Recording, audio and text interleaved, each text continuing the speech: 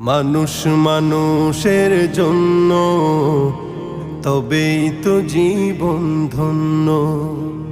মানুষ মানুষের জন্য, তবেই তো জীবন ধন্য।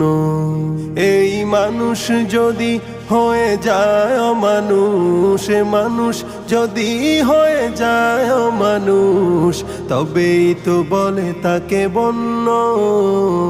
মানুষ মানুষের জন্য, তবেই তো জীবন ধন্য।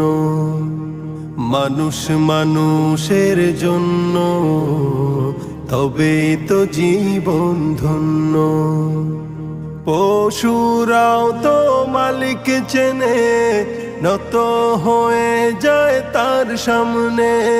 পশুরাও তো মালিক চেনে, নত হয়ে